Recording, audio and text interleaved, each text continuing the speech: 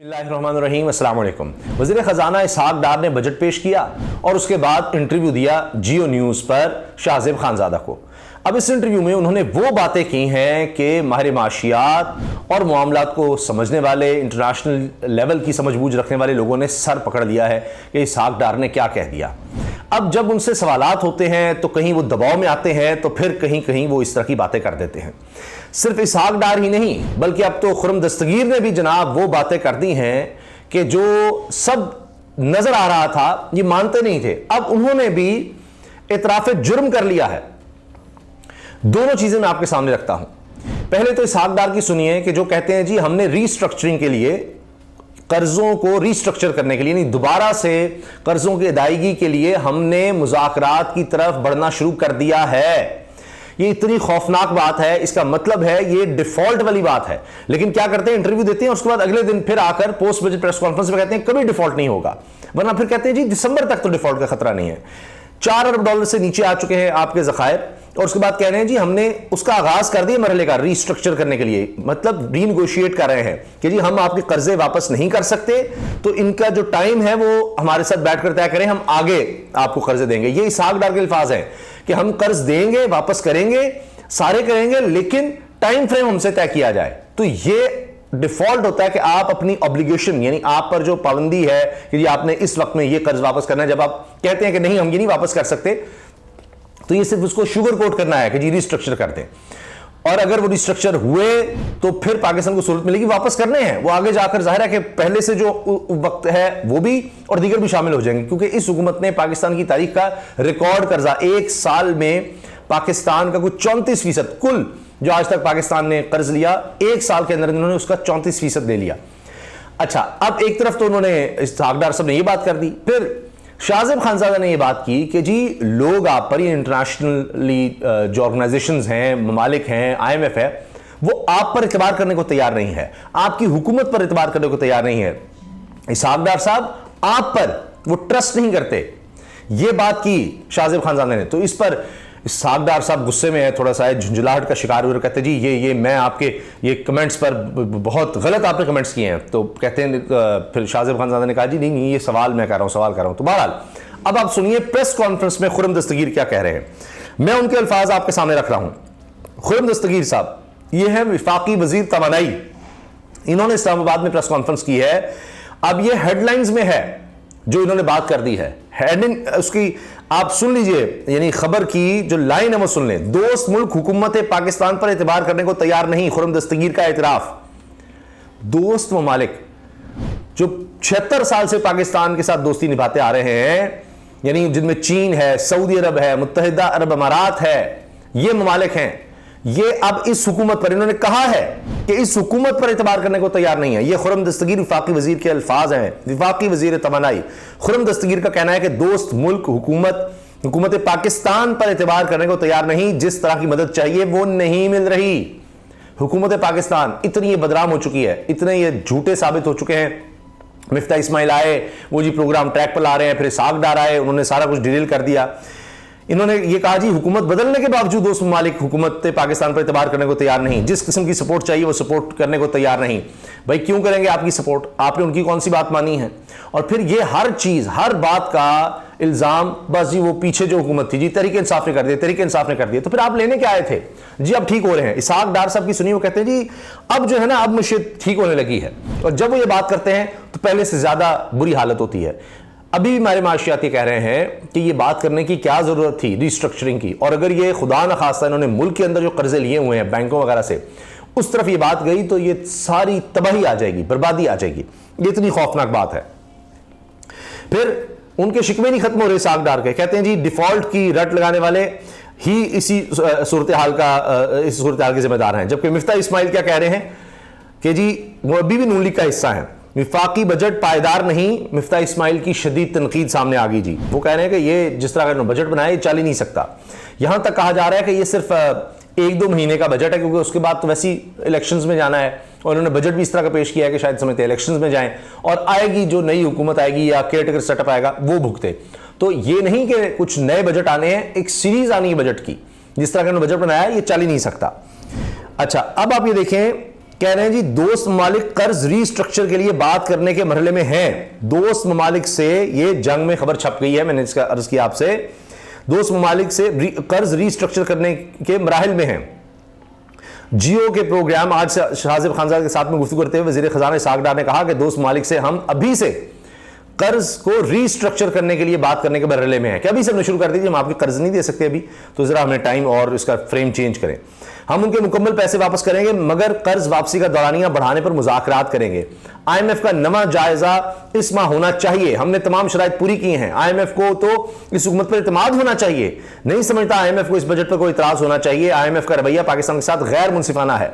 IMF का programme नहीं भी होता तब भी पाकिस्तान डिफॉल्ट नहीं करेगा। अब देखिए ये मुसलसल ये कह रहे हैं महीनों से कि अब हो गया जी, अब हो गया, अब हो गया, वो हो नहीं रहा जी, हमने तो शराइत पूरी कर दी है। झूठ पे झूठ, झूठ पे झूठ।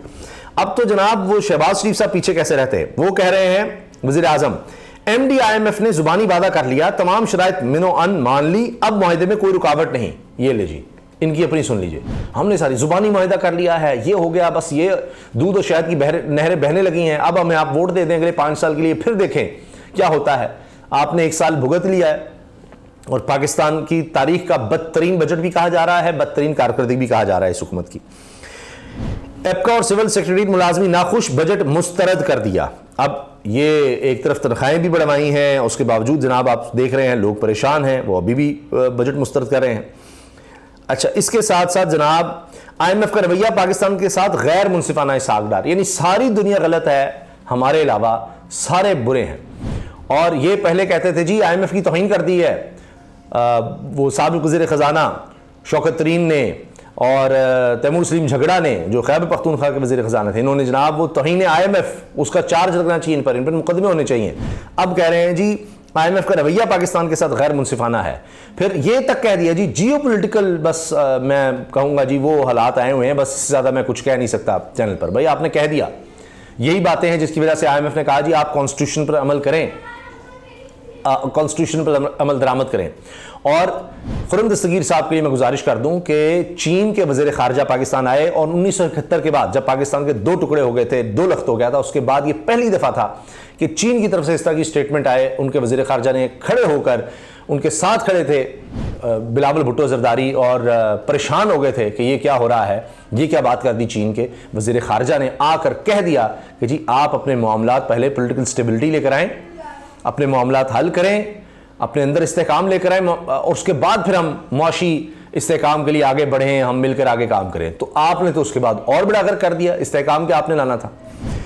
इसी तरह से दीगर ममालिक हैं, सऊदी अरब आपको कह चुका है कि आप पहले अपना हाउस इन ऑर्डर कर लें, मामला ठीक कर लें।